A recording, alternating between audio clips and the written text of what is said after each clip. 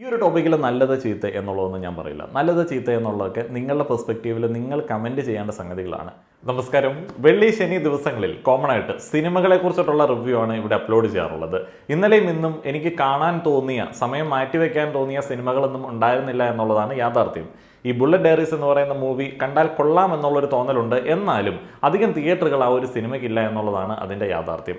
ഇന്നത്തെ ടോപ്പിക്ക് വളരെ ഇൻട്രസ്റ്റിംഗ് ആയിട്ട് എനിക്ക് തോന്നിയ ഒരു ടോപ്പിക്കാണ്. കഴിഞ്ഞ കുറേ കാലങ്ങളായിട്ട് നമ്മൾ എപ്പോഴും കാണുന്ന ഒരു കോൺഫ്ലിക്റ്റ് ആണ്. ജെൻ ഇസഡ് എന്ന് നമ്മൾ പറയുന്ന ആൾക്കാരുണ്ടല്ലോ, ഈ 1998 ശേഷം ജനിച്ച് ഇപ്പോൾ അരങ്ങുവാണോണ്ടിരിക്കുന്ന ആ ഒരു യുവസമൂഹം അല്ലെങ്കിൽ ടീനേജേഴ്സ്, ആ ഒരു ജെൻ ഇസഡ് കാറ്റഗറിയിലുള്ള ആൾക്കാരും 90s കിഡ്സും 80s ചില ആൾക്കാരും, ഇവരൊക്കെ തമ്മിലുള്ള ഒരു കോൺഫ്ലിക്റ്റ് കഴിഞ്ഞ കുറേ കാലങ്ങളായിട്ട് നമ്മൾ കാണുന്നതാണ്. അതിനകത്ത് ഏറ്റവും വലിയ കോൺഫ്ലിക്റ്റ് വരുന്നത് ഈ ഉദ്ഘാടന മാമാങ്കങ്ങളുമൊക്കെ ആയി ബന്ധപ്പെട്ടതാണ്.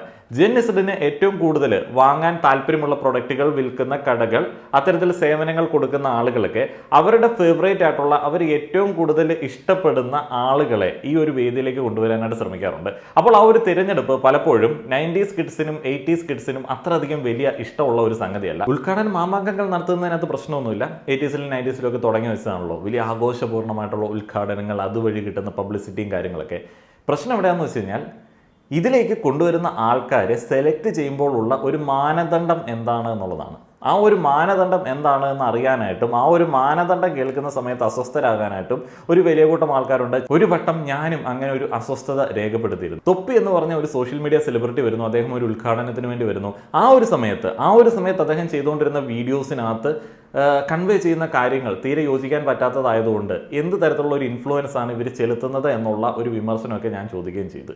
അതിനുശേഷം പിന്നീട് തൊപ്പിയുമായി ബന്ധപ്പെട്ട് വേറെ വലിയ വീഡിയോസ് ഒന്നും വരുന്നില്ല. അദ്ദേഹത്തിൻ്റെ വേറൊരു സൈഡ് നമുക്ക് കാണാനായിട്ട് സാധിക്കുന്നു. അദ്ദേഹം വേറൊരു പരിവർത്തനത്തിന് വിധേയമായി എന്നുള്ള തരത്തിലേക്കുള്ള ചില ഇംപ്രഷൻസ് ഇട്ട് കൊടുക്കുന്നു. അത് അദ്ദേഹത്തിൻ്റെ പ്ലാൻ ആണ് എന്നൊക്കെ പറയുന്നു. പിന്നീട് അദ്ദേഹം ഒരു ഉദ്ഘാടന വേദിയിലേക്ക് വരുന്ന സമയത്ത് 80സിലെ ആളുകൾ അതിനെ തടഞ്ഞത് നമ്മൾ കണ്ടതാണ്. അന്ന് ആ ഒരു ആൾക്കാരെ വിമർശിച്ചിട്ട് എന്തിനാണ് ആ ഒരു ഭ്രഷ്ട് കൽപ്പിക്കുന്നത് എന്ന് ചോദിച്ചിട്ട് ഒരു വീഡിയോ ഞാൻ ഇടുകയുണ്ടായി. ഇതിങ്ങനെ സ്ഥിരം കോൺഫ്ലിക്റ്റ് ഉള്ള ഒരു സംഗതിയാണ്.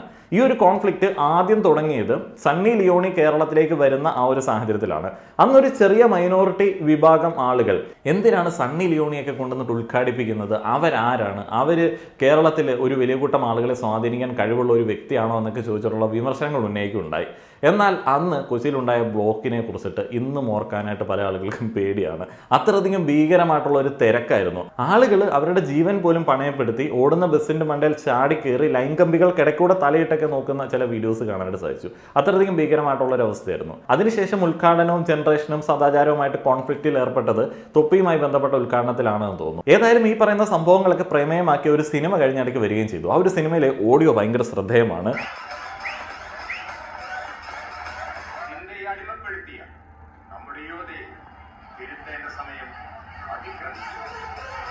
ഈ ഒരു ചോദ്യമാണ് സമൂഹത്തിൻ്റെ പല തുറകളിൽ നിന്നും ആളുകൾ ചോദിക്കുന്നത്. എന്ത് മാനദണ്ഡത്തിൻ്റെ അടിസ്ഥാനത്തിലാണ് നിങ്ങൾ ഒരു ശുഭാരംഭത്തിലേക്ക് ഇങ്ങനെയുള്ള ആളുകളെ ചൂസ് ചെയ്യുന്നത്? ഇവിടെയാണ് ഈ ജെൻ ഇസഡുമായിട്ടുള്ള വലിയ കോൺഫ്ലിക്റ്റ് ഉണ്ടാകുന്നത്. ഇവരുടെ ഇൻഡസ്ട്രികളിൽ ഏറ്റവും മികച്ച ഒരു നിലയ്ക്ക് നിൽക്കുന്നതാണ് സോഷ്യൽ മീഡിയ എന്ന് പറയുന്നത്.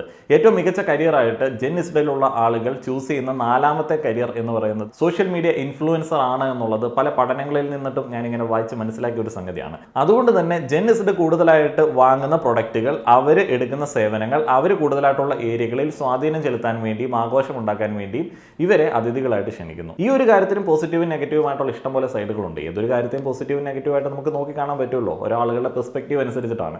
പ്ലാസ്റ്റിക് കണ്ടുപിടിച്ചത് വലിയ പോസിറ്റീവായിട്ടുള്ള ഒരു ഇമ്പാക്റ്റ് ഉണ്ടാക്കി, എന്നാൽ അതിൻ്റെ നെഗറ്റീവ് സൈഡാണ് ഇഷ്ടം പോലെയുള്ള വേസ്റ്റ് എന്ന് പറയുന്നത്. സ്മാർട്ട് ഫോൺ കണ്ടുപിടിച്ചത് ഒത്തിരിയധികം സാധ്യതകൾ നമ്മുടെ മുൻപിലേക്ക് തുറന്നിട്ടും, അപ്പോൾ വിവര സാങ്കേതിക വിദ്യ അത്രയധികം വളർന്നു, എന്നാൽ നമ്മളൊക്കെ അതിന് അഡിക്റ്റായി പോകുന്നൊരു സാഹചര്യം ഉണ്ടായി.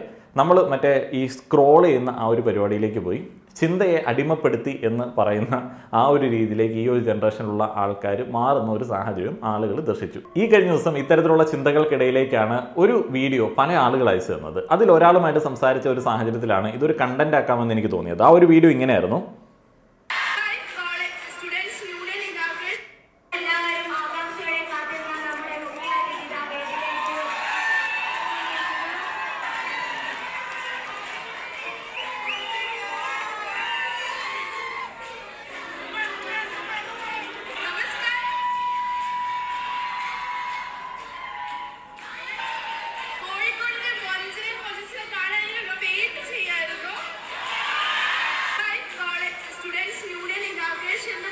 ഈ ഒരു വീഡിയോ അയച്ചു തന്നപ്പോൾ സ്വാഭാവികമായിട്ട് അങ്ങനെയാണല്ലോ, ഒരു അഭിപ്രായം ആളുകൾ പ്രതീക്ഷിക്കുമല്ലോ. ഇൻബോക്സിലേക്ക് വീഡിയോ അയക്കുമ്പോൾ ഞാൻ റിപ്ലൈ കൊടുത്തു, ആഹാ കൊള്ളാം, ഈ കൊച്ചിൻ്റെ കോൺഫിഡൻസ് കേരളത്തിൽ പൊതുവേ കാണാറില്ല. ഞാൻ എന്തുകൊണ്ടാണ് ആ ഒരു റിപ്ലൈ കൊടുത്തത്?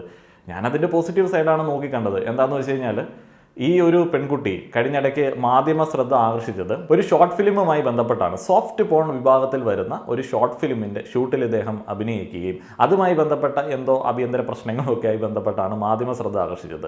അതിനുശേഷം അദ്ദേഹം ഏതോ ചെറിയ സിനിമകളിലൊക്കെ ചില റോളുകളും കാര്യങ്ങളൊക്കെ ചെയ്തു. പിന്നീട് ഫോട്ടോഷൂട്ടുകളിൽ കൂടെ ശ്രദ്ധേയായി മാറി. ഏതായാലും സദാചാര കമൻറ്റുകൾ കാര്യമായിട്ട് തന്നെ ഉള്ള ഒരു പ്രൊഫൈലിന് ഉടമയാണ് എന്ന് എനിക്ക് തോന്നുന്നു. കാരണം ഈ ഒരു വീഡിയോയുടെ താഴെയും ചില ആളുകൾ അങ്ങനത്തെ കമൻറ്റുകളൊക്കെ ഇട്ടിട്ടുണ്ട്. ഇവിടെയാണ് മെയിനായിട്ടുള്ള ഒരു കോൺഫ്ലിക്റ്റ് ഉണ്ടാകുന്നത്. കോളേജ് യൂണിയൻ്റെ ഇനോഗ്രേഷന് വേണ്ടി ഈ ഒരു പെൺകുട്ടിയെ അങ്ങടേക്ക് വിളിക്കുന്നതിൻ്റെ മാനദണ്ഡം എന്താണ് എന്നുള്ളത്, ആ ഒരു മാനദണ്ഡമാണ് ഈ ജനറേഷൻ ഗ്യാപ്പിലെ ഏറ്റവും വലിയ കോൺഫ്ലിക്റ്റ്. എന്തൊരു മാനദണ്ഡത്തിലാണ് അവർ അങ്ങോട്ട് ആളെ വിളിക്കുന്നത്? മുന്നേ പറഞ്ഞ ആ ഒരു മെയിൻ ആയിട്ടുള്ള ഒരു റീസൺ, സോഷ്യൽ മീഡിയ സെലിബ്രിറ്റികൾ, ഏതെങ്കിലും തരത്തിൽ ജനശ്രദ്ധ ആകർഷിച്ച പ്രശസ്തി ആർജിച്ചിട്ടുള്ള ആൾക്കാർ, അവരാണ് ശരിക്കും ഈ ഒരു പ്രോഗ്രാമുകളിൽ വരേണ്ട ആളുകൾ എന്നുള്ളത് ഈ ഒരു ജനറേഷനുള്ള ആളുകളുടെ ഒരു ചിന്തയാണ്. അതാണ് അതിൻ്റെ മാനദണ്ഡം. വീണ്ടും തല്ലുമാല റെഫറൻസിലേക്ക് പോയി കഴിഞ്ഞാൽ അതിൻ്റെ സീൻ ഇങ്ങനെയാണ്.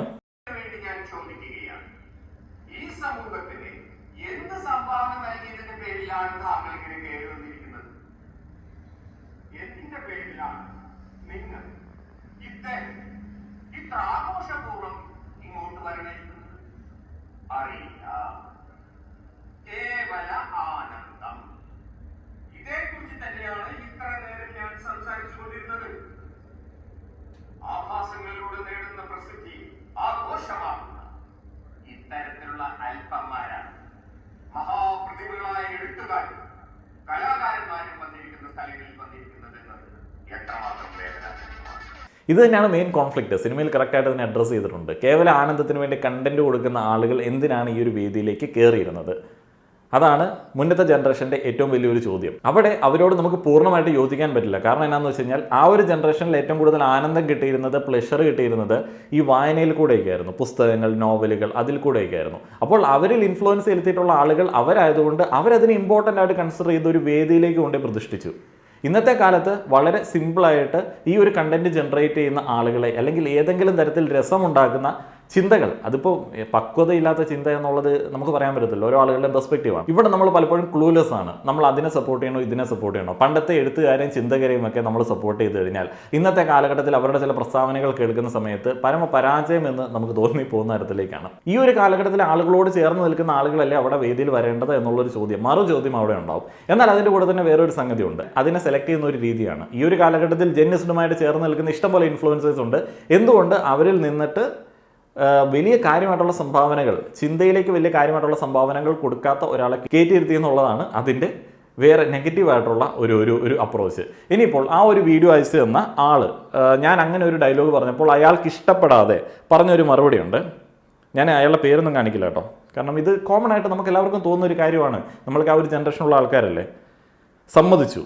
അടുത്തത് സ്കൂളിൽ ഇവളുടെ പടത്തിൻ്റെ ഷോ, പിള്ളേരെല്ലാം ക്ലാസ്സിലിരുന്ന് എന്ന് പറഞ്ഞിട്ടുള്ള ഒരു പരാമർശം. ഇദ്ദേഹത്തെ പോലുള്ള ഒരു വ്യക്തി, സോഫ്റ്റ് പോണിലൊക്കെ തല കാണിച്ചിട്ടുള്ള ഒരു വ്യക്തിയെ കാണുന്ന സമയത്ത് മോശമായിട്ട് ഇൻഫ്ലുവൻസ് ചെയ്യപ്പെടുന്ന ആളുകളാണ് നമ്മുടെ കുട്ടികൾ എന്ന് നമുക്ക് ചിന്തിക്കാൻ പറ്റുമോ? ഇല്ല. അതിൻ്റെ പെർഫെക്റ്റ് എക്സാമ്പിൾ എന്നാണെന്ന് വെച്ച് കഴിഞ്ഞാൽ, എൻ്റെയൊക്കെ സ്കൂൾ കാലഘട്ടങ്ങളിൽ ഇപ്പോഴത്തെ പിള്ളേരെക്കാളും വളരെ മോശം എന്ന് എനിക്ക് തോന്നിയ ആക്ടിവിറ്റികൾ ചെയ്യുന്ന സഹപാഠികൾ ഞങ്ങളുടെ ക്ലാസ്സിലേക്ക് ഉണ്ടായിരുന്നു. ഞങ്ങളും അതൊക്കെ കണ്ട് അത് എൻജോയ് ചെയ്തിട്ടുണ്ട്.